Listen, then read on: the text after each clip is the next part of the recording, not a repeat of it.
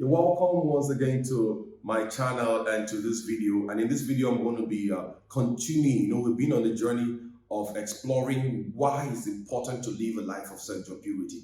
And today I want to bring up something else that I believe is very critical, that is very important, why it's important to embrace and to pursue a life of sexual purity. And that is because sexual purity shields you from the pains and the aches of sexual addiction. Sexual purity will shield you from sexual addiction. You see, God created man and installed the DNA of dominion inside of man. If you look at Genesis chapter 1, verse 20, Genesis chapter 1 from verse 26, when God put man upon the earth, he spoke into man and activated the software of dominion on the inside. He told him to dominate upon the earth. And that's so important. That is inside of every man. Every man has the software of dominion. And so when you become enslaved, you can never find fulfillment in life living as a slave. And one of the things Satan wants to use sexual immorality to do is to make you a slave to your body, a slave to your flesh. And your body was taken from the earth. All right, God made the body of a man from the earth. And so when you become dominated and ruled over by sexual addiction, by sexual impulses and sexual urges, what is happening is that you are being ruled by your body, and by extension, you are being ruled by the earth. And you no more cannot spiritually dominate the earth.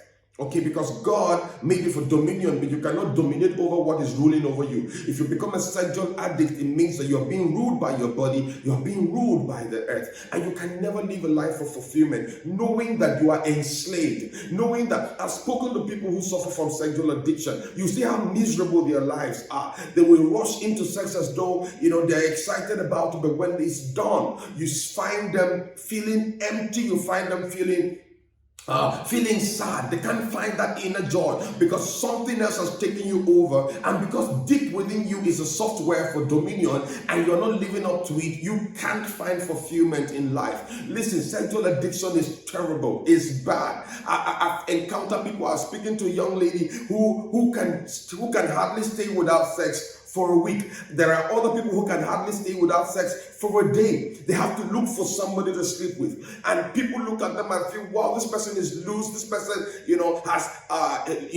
has too much of a sexual drive, or have a sexual drive that's out of control. But deep on the inside of them, they cry. Some of them cry in the night. They wonder why their lives are so miserable, because you can never find fulfillment and joy in life being a sexual addict.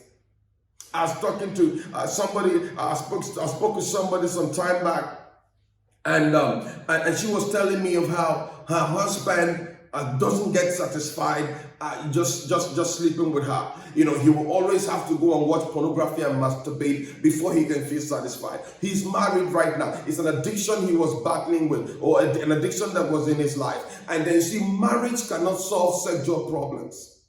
If you are dealing with addictions, you will need to face these addictions and deal with them. Because even when you get married, the addictions will still be there and can destroy that marriage. Sexual addictions are bad. You see, when Satan is offering you sex, he's not just trying to offer you a one-time experience. He's trying to make you a slave. It's like what a fisher does. Okay, he puts a bait to his hook and just throws it into the river. He's not trying to offer that fish food. Okay, he's not trying to give you the one-time experience. He wants to get that fish trapped.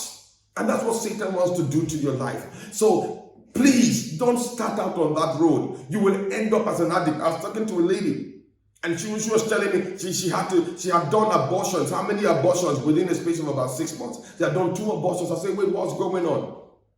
You're having sex. Okay, fine. You have decided that you're going to live an immoral life. Okay, maybe that's the choice you've made. I said, but don't you love yourself enough to protect your body? Now that you have chosen to live an immoral life, why? Don't you know the dangers of sexually transmitted diseases, sexually transmitted infections, pregnancy, abortion that will kill you, and so many things could go wrong? She said she knows. But when the urge comes, she doesn't remember what she knows. Listen to me. Sex, or sin rather, is stronger than you. Nobody is strong enough to enter the territory of sin and still be in control. Sin, when you enter into sin's territory, sin takes you over. And sin is a horrible master. And of many sins, sexual immorality is a very cruel master. When sexual immorality, takes a hold of you, when it gets you into the territory of addiction, you will live a miserable life. A very miserable life.